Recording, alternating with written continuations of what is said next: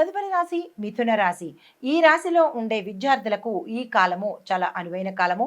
మీరు ఏ ప్రయత్నాలు చేసినా సక్సెస్ అయ్యే అవకాశం ఉంది. విదేశాలు వెళ్లి చదువుకోవడానికి లేదా కొత్త కోర్సుల్లో చేరడానికి ఈ కాలము అత్యంత అనుకూలమైనది. ఉద్యోగస్తులకు కొత్త పదవులు రావచ్చు. కొత్త బాధ్యతలను కూడా తీసుకునే అవకాశాలు ఇక్కడ చాలా ఎక్కువగా కనిపిస్తోంది. అయితే ఉన్నతాధికారుల మెప్పులు కూడా వారి యొక్క సహాయ సహకారాలు ఈ వారం సమయంలో మీరు పొందబోతారు. కానీ ఇక్కడ ఒక జాగ్రత్త తీసుకోవాల్సిన అంశము, మీ యొక్క సహోద్యోగులతో కీలకమైన సమాచారాన్ని షేర్ చేసుకోకుండా గోప్యతను కనుక పాటించినట్టయితే కొన్ని అంశాలలో జాగ్రత్తలు తీసుకున్నట్టయితే కనుక తదుపరి మీ యొక్క ఉద్యోగ భద్రతకు ఎటువంటి ఢోకా ఉండకుండా ఉంటుంది. ఈ విషయంలో జాగ్రత్తలు తీసుకోండి. అయితే ఆర్థిక పరంగా చూసుకున్నట్టయితే ఈ వారంలో ఈ రాశిలో ఉండే వారికి ఖర్చులు అధికమయ్యేటట్టు, ప్రయాణాల వల్ల అలసట, ధన వ్యయము, ప్రమాదాలు గోచరిస్తున్నాయి. జాగ్రత్తలు తీసుకోండి. అయితే పెట్టుబడులకు ఈ సమయము అత్యంత అనుకూలమైన సమయము. కుటుంబ పరంగా సేవింగ్స్ కావచ్చు, లేదా వ్యాపార పరంగా పెట్టుబడులు కానీ, ఇన్వెస్ట్మెంట్స్ కానీ, అది భూమి మీద కావచ్చు, షేర్ మార్కెట్ కావచ్చు, లేదా స్టాక్ మార్కెట్లో కావచ్చు, లేదా బంగారం మీదైనా సరే పెట్టుబడులకు ఇది చాలా అత్యంత అనుకూలమైన సమయము. ఆ దిశగా ప్రయత్నాలు చేసుకోండి. అదే వ్యాపార పరంగా చూసుకున్నట్టయితే కొత్త వ్యాపార ఒప్పందాలు, భాగస్వామ్య ఒప్పందాలు ఈ వారంలో మీకు కలిసి వస్తాయి. ఇది వర్తక, వ్యాపార, వాణిజ్య, పారిశ్రామిక రంగంలో ఉన్న వారికి ప్రతి ఒక్కరికి వర్తిస్తుంది.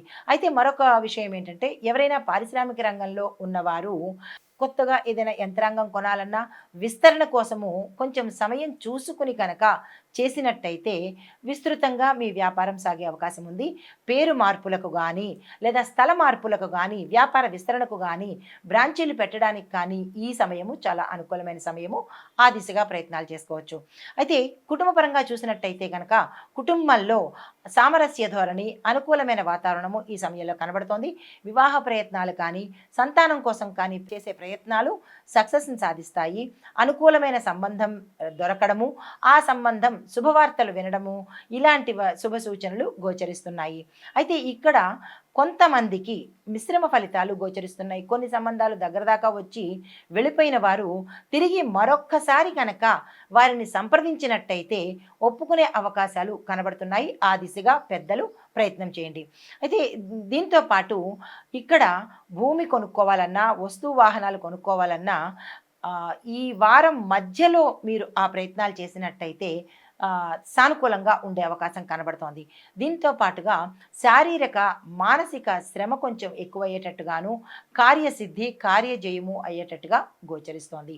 అయితే మీకు చెప్పదగిన పరిహారము ఈరోజు ఈ వారంలో, ఈరోజు కానీ లేదా ఈ వారంలో కానీ గణపతి ఆలయానికి, ఆంజనేయ స్వామి వారి ఆలయానికి తప్పనిసరిగా వెళ్ళి మంగళవారం కానీ, మంగళవారం ఆంజనేయ స్వామి వారి ఆలయము, బుధవారం నాడు గణపతి ఆలయానికి వెళ్ళి అక్కడ మీకు ఏదైతే అడ్డంకి అని అనిపిస్తోందో, ఏ పని అయితే మీకు ఇబ్బందిగా ఉండి ముందుకు సాగటం లేదో ఆ యొక్క ముడుపు కట్టుకొని మంగళవారం నాడు ఆంజనేయ స్వామి ఆలయంలోనూ, బుధవారం నాడు వినాయకుడు ఆలయంలో ముడుపు కట్టుకొని మీ సంకల్పం చెప్పినట్టయితే కనుక ఆ కార్యము త్వరితగతిన అయ్యేటట్టుగా గోచరిస్తోంది.